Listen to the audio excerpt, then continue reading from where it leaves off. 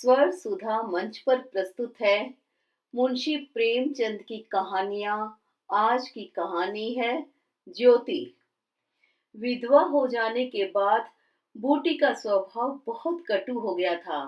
जब बहुत जी जलता तो अपने मृत पति को कोसती, आप तो सिधार गए, मेरे लिए यह सारा जंजाल छोड़ गए। जब इतनी जल्दी जाना था तो ब्याह ना जाने किस लिए किया। घर भूजी भांग नहीं, चले थे ब्याह करने। वह चाहती तो दूसरी सगाई कर लेती। अहीरों में इसका रिवाज है। देखने सुनने में भी बुरी ना थी। दो आदमी तैयार भी थे, लेकिन बूटी पतिव्रता कहलाने के मोह को ना छोड़ सकी। और यह सारा क्रोध उतरता था बड़े लड़के मोहन पर, जो अब 16 साल का था। सोहन अभी छोटा था और मैना लड़की थी। ये दोनों अभी किसी लायक ना थे। अगर ये तीनों ना होते तो बूटी को क्यों इतना कष्ट होता। जिसका थोड़ा सा काम कर देती वह रोटी कपड़ा दे देता। जब चाहती किसी के सिर बैठ जाती। अब अगर कहीं बैठ जाए तो लोग यही कहेंगे, तीन तीन लड़कों के होते इसे यह क्या सूझी। मोहन भरसक उसका भार हल्का करने की चेष्टा करता। गायों भैंसों की सानी पानी, दूहना मथना, यह सब कर लेता। लेकिन बूटी का मुंह सीधा ना होता था। वह रोज एक ना एक खुचड़ निकालती रहती और मोहन ने भी उसकी घुड़कियों की परवाह करना छोड़ दिया था। पति उसके सिर गृहस्थी का यह भार पटक कर क्यों चला गया, उसे यही गिला थी। बेचारी का सर्वनाश ही कर दिया। न खाने का सुख मिला, न पहनने ओढ़ने का, न और किसी बात का। इस घर में क्या आई, मानो भट्टी में पड़ गई। उसकी वैधव्य साधना और अतृप्त भोग लालसा में सदैव द्वंद्व सा मचा रहता था। और उसकी जलन में उसके हृदय की सारी मृदुता जलकर भस्म हो गई थी।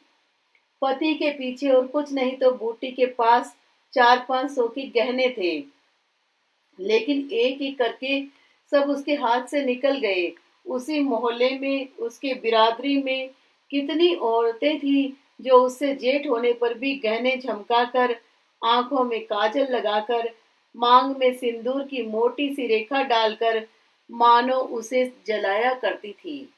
इसलिए जब उनमें से कोई विधवा हो जाती तो बूटी को खुशी होती और यह सारी जलन वह लड़कों पर निकालती, विशेषकर मोहन पर। वह शायद सारे संसार की स्त्रियों को अपने ही रूप में देखना चाहती थी। कुत्सा में उसे विशेष आनंद मिलता था। उसकी वंचित लालसा जल ना पाकर ओस चाट लेने में ही संतुष्ट होती थी। फिर ये कैसे संभव था कि वह मोहन के विषय में कुछ सुने और पेट में डाल ले। जो ही मोहन संध्या समय दूध बेचकर घर आया, बूटे ने कहा, देखती हूँ तू अब सांड बनने पर उतारू हो गया है। मोहन ने प्रश्न के भाव से देखा, कैसा सांड, क्या बात है। तू रुपया से छिप छिप कर नहीं हंसता बोलता। उस पर कहता है, कैसा सांड, तुझे लाज नहीं आती। घर में पैसे पैसे की तंगी है और वहां उसके लिए पान लाए जाते हैं, कपड़े रंगाए जाते हैं। मोहन ने विद्रोह का भाव धारण किया। अगर उसने मुझसे 4 पैसे के पान मांगे तो क्या करता। कहता कि पैसे दो तो लाऊंगा। अपनी धोती रंगने को दी तो उसे रंगाई मांगता। टोले में एक तू ही बड़ा धन्ना सेठ है, और किसी से उसने क्यों ना कहा। यह वह जाने मैं क्या बताऊं। तुझे अब छैला बनने की सूझती है। घर में भी कभी 1 पैसे का पान लाया। यहाँ पान किसके लिए लाता। क्या तेरे लेखे घर में सब मर गए। मैं ना जानता था तुम पान खाना चाहती हो। संसार में 1 रुपया ही एक पान खाने जोग है। शौक सिंगार की भी तो उम्र होती है।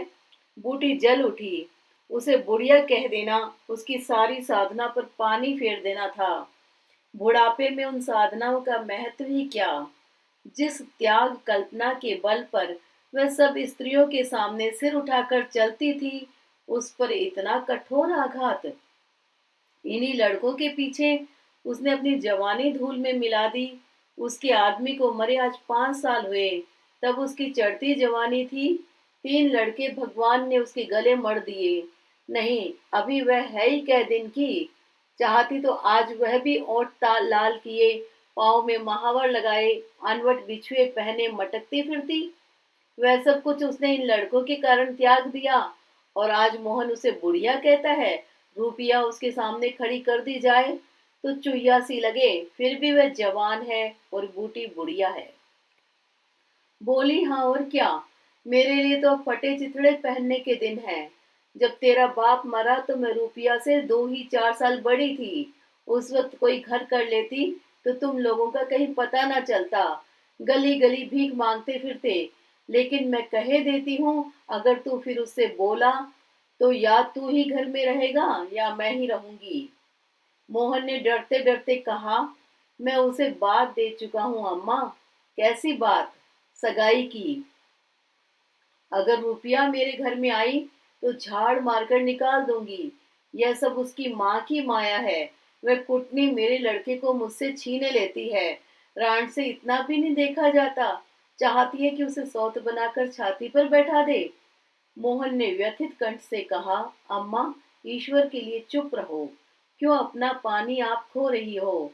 मैंने तो समझा था 4 दिन में मैना अपनी घर चली जाएगी, तुम अकेली पड़ जाओगी, इसलिए उसे लाने की बात सोच रहा था। अगर तुम्हें बुरा लगता है तो जाने दो।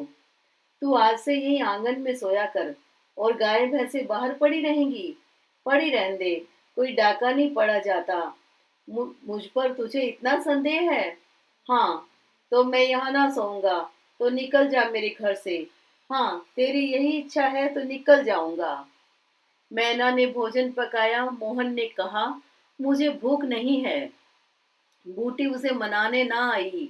मोहन का युवक हृदय माता के इस कठोर शासन को किसी तरह स्वीकार नहीं कर सकता।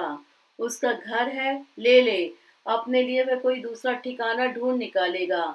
रूपिया ने उसके रूखे जीवन में एक स्निग्धता भर दी थी। जब वह एक अव्यक्त कामना से चंचल हो रहा था, जीवन कुछ सूना सूना लगता था, रूपिया ने नव वसंत की भांति आकर उसे पल्लवित कर दिया। मोहन को जीवन में एक मीठा स्वाद मिलने लगा। कोई काम करता होता पर ध्यान रुपया की ओर लगा रहता। सोचता उसे क्या दे कि वह प्रसन्न हो जाए। अब वह कौन मुंह लेकर उसके पास जाए? क्या उससे कहे कि अम्मा ने मुझे तुझसे मिलने को मना किया है? अभी कल ही तो बरगद के नीचे दोनों में कैसी कैसी बातें हुई थी। मोहन ने कहा था, रूपिया तुम इतनी सुंदर हो, तुम्हारे 100 ग्राहक निकल आएंगे। मेरे घर में तुम्हारे लिए क्या रखा है? इस पर रूपिया ने जो जवाब दिया था वह तो संगीत की तरह अब भी उसके प्राणों में बसा हुआ था। मैं तो तुमको चाहती हूँ मोहन, अकेले तुमको। परगने के चौधरी हो जाओ तब भी मोहन हो, मजूरी करने लगो तब भी मोहन हो। उसी रूपिया से आज वह जाकर कहे, मुझे अब तुमसे कोई सरोकार नहीं है। नहीं, यह नहीं हो सकता। उसे घर की परवाह नहीं है। वह रुपया के साथ माँ से अलग रहेगा। इस जगह ना सही, किसी दूसरे मोहल्ले में सही। इस वक्त भी रुपया उसकी राह देख रही होगी। कैसे अच्छे बीड़े लगाती है। कहीं अम्मा सुन पावे कि वह रात को रुपया के द्वार पर गया था तो प्राण ही दे दे। दे दे प्राण। अपने भाग तो नहीं बखानती कि ऐसे देवी बहू मिली जाती है। ना जाने क्यों रुपया से इतना चिढ़ती है। वह जरा पान खा लेती है, जरा साड़ी रंग कर पहनती है, बस यही तो। चूड़ियों की झनकार सुनाई दी। रुपया आ रही है। हाँ, वही है। रुपया उसके सिरहाने आकर बोली, सो गए क्या मोहन? घड़ी भर से तुम्हारी राह देख रही हूँ, आए क्यों नहीं? मोहन नींद का मक्कर किए पड़ा रहा। रुपया ने उसका सिर हिलाकर फिर कहा, क्या सो गए मोहन? उन कोमल उंगलियों के स्पर्श में क्या सिद्धि थी, कौन जाने। मोहन की सारी आत्मा उन्मत्त हो उठी। उसके प्राण बाहर निकलकर रुपया के चरणों में समर्पित हो जाने के लिए उछल पड़े। देवी वरदान के लिए सामने खड़ी है। सारा विश्व जैसे नाच रहा है। उसे मालूम हुआ जैसे उसका शरीर लुप्त हो गया है। केवल वह एक मधुर स्वर की भांति विश्व की गोद से चिपटा हुआ उसके साथ नृत्य कर रहा है। रूपिया ने फिर कहा, अभी से सो गई क्या? मोहन बोला, हाँ, जरा नींद आ गई थी। रूपिया, तुम इस वक्त क्या करने आई? कहीं अम्मा देख ले तो मुझे मार ही डाले। तुम आज आए क्यों नहीं? आज अम्मा से लड़ाई हो गई। क्या कहती थी? कहती थी रुपया से बोलेगा तो प्राण दे दूंगी। तुमने पूछा नहीं रुपया से क्यों चिढ़ती हो? अब उनकी बात क्या कहूँ रुपया, वह किसी का खाना पहनना नहीं देख सकती। अब मुझे तुमसे दूर रहना पड़ेगा। मेरा जी तो ना मानेगा। ऐसी बात करोगी तो मैं तुम्हें लेकर भाग जाऊंगा। तुम मेरे पास एक बार रोज आ जाया करो, बस, और मैं कुछ नहीं चाहती। और अम्मा जो बिगड़ेगी तो मैं समझ गई तुम मुझसे प्यार नहीं करते। मेरा बस होता तो तुमको अपने प्राण में रख लेता। इसी समय घर के किवाड़ खटके रूपिया भाग गई। मोहन दूसरे दिन सोकर उठा तो उसके हृदय में आनंद का सागर सा भरा हुआ था। वह सोहन को बराबर डांटता रहता था। सोहन आलसी था, घर के काम धंधे में जी ना लगता था। आज भी वह आंगन में बैठा अपनी धोती में साबुन छिपाकर भाग जाने का अवसर खोजने लगा। मोहन ने मुस्कुराकर कहा, क्या धोती बहुत मैली हो गई है सोहन? धोबी को क्यों नहीं देते? सोहन को इन शब्दों में स्नेह की गंध आई। धोबिन पैसे मांगती है तो पैसे अम्मा से क्यों नहीं मांग लेते? अम्मा कौन पैसे दिए देती है, तो मुझसे ले लो।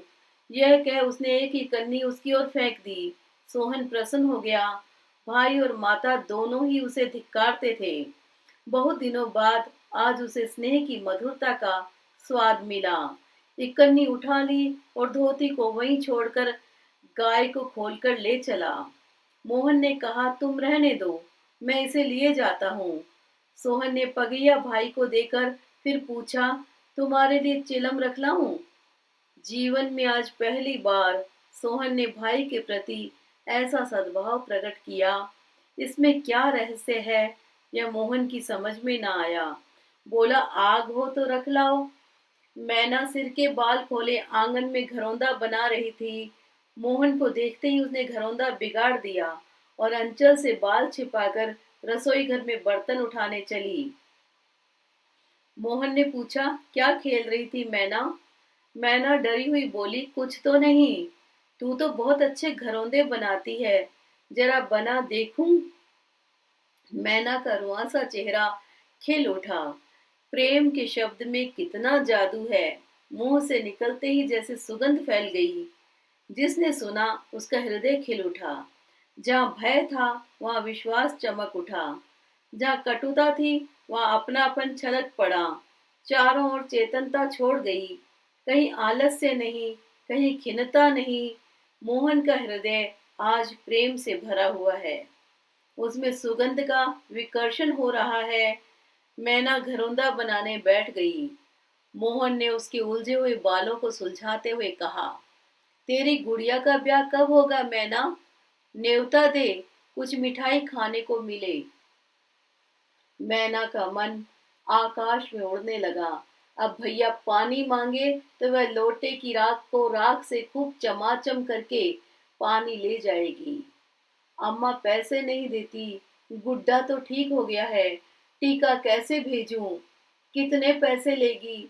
एक पैसे के बतासे लूंगी और एक पैसे का रंग। जोड़े तो रंग जाएंगे कि नहीं? तो 2 पैसे में तेरा काम चल जाएगा।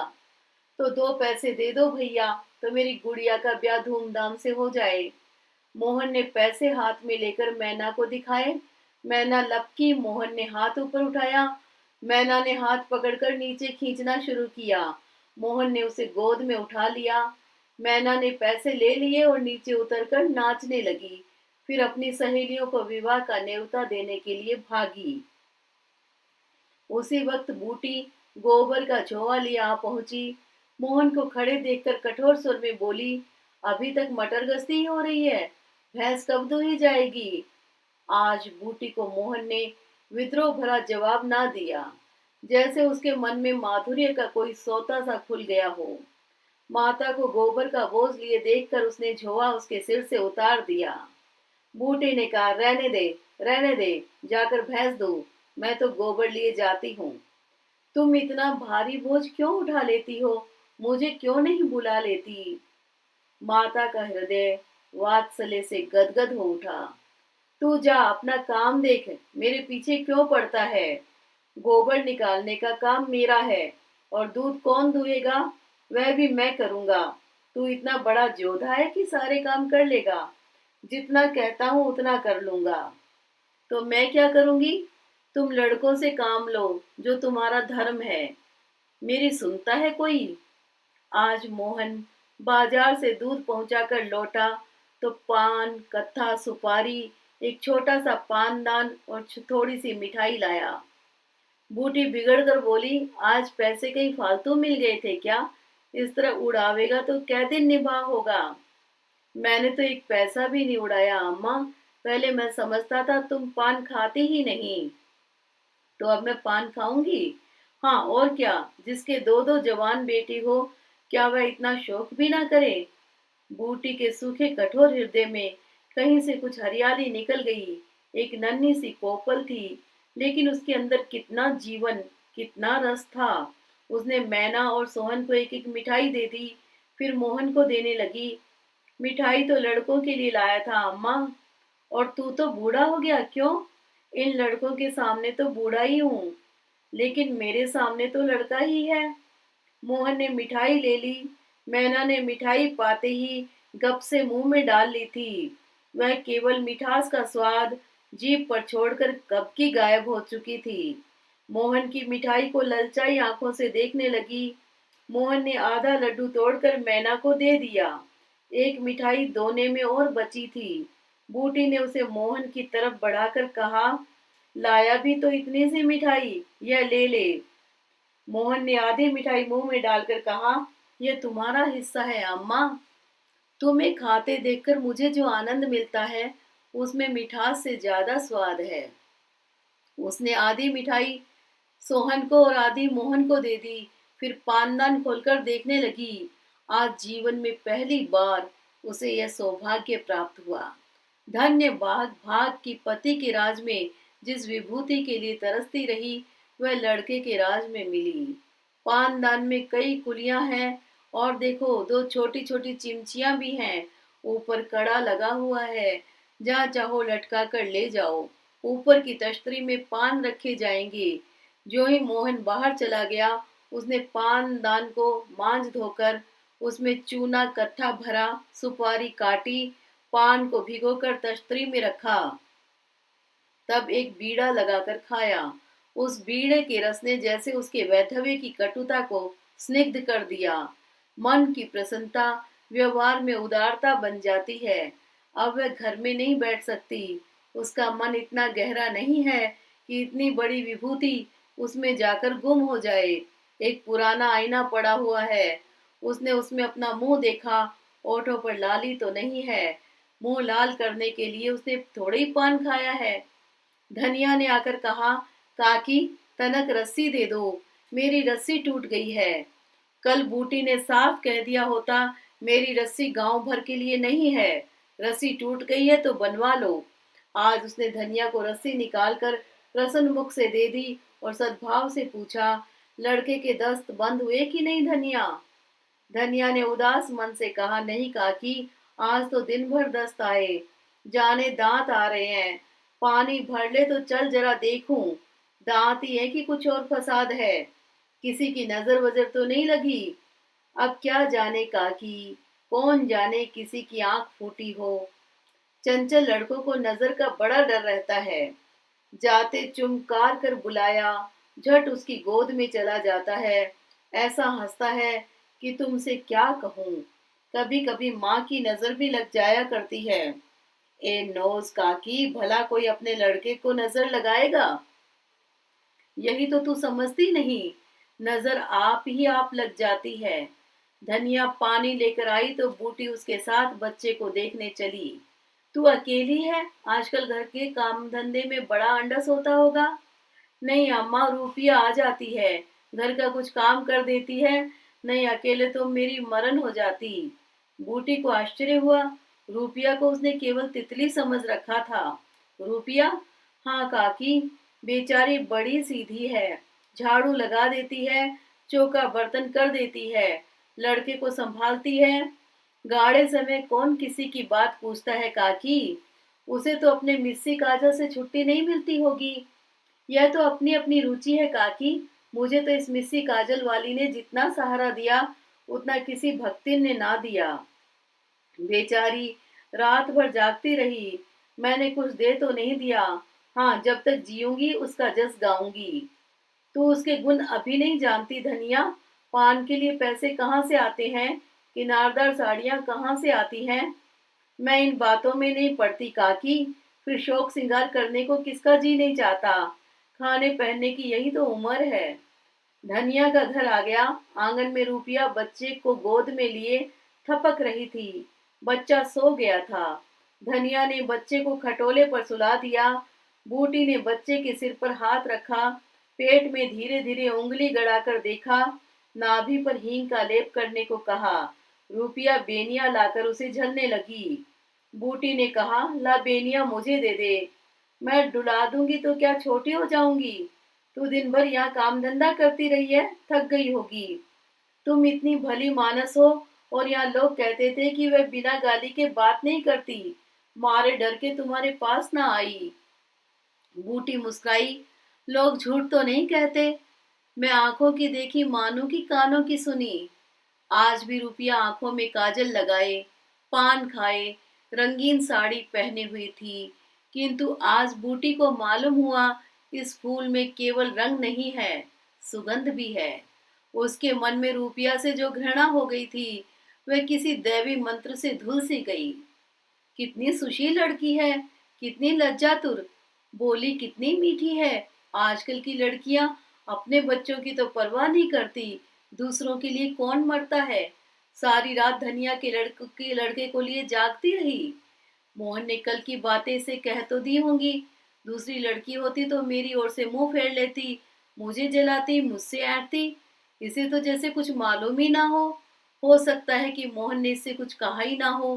हाँ, यही बात है। आज रुपया बूटी को बड़ी सुंदर लगी। ठीक तो है, अभी शौक श्रृंगार ना करेगी तो कब करेगी। शौक श्रृंगार इसलिए बुरा लगता है कि ऐसे आदमी अपने भोग विलास में मस्त रहते हैं। किसी के घर में आग लग जाए, उनसे मतलब नहीं। उनका काम तो खाली दूसरों को रिझाना है। जैसे अपने रूप की दुकान सजाए, राह चलतों को बुलाते हो कि जरा इस दुकान की सैर भी करते जाइए।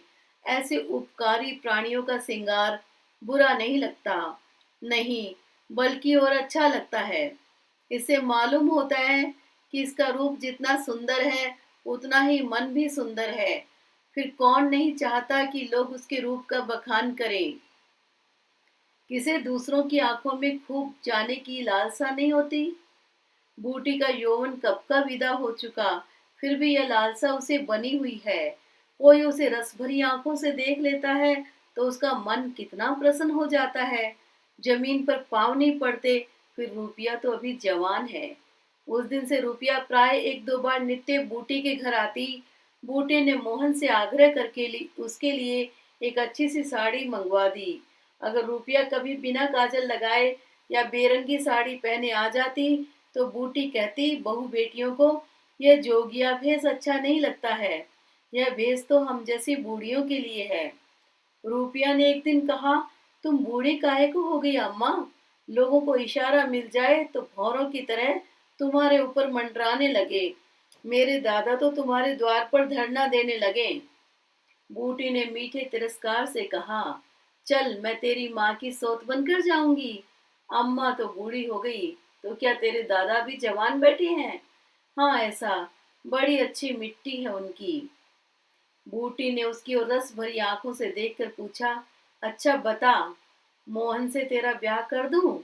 रुपया लज्जा गई, मुख पर गुलाब की आभा दौड़ गई। आज मोहन दूध बेचकर लौटा तो बूटी ने कहा, कुछ रुपए पैसे जुटा, मैं रुपया से तेरी बातचीत कर रही हूँ।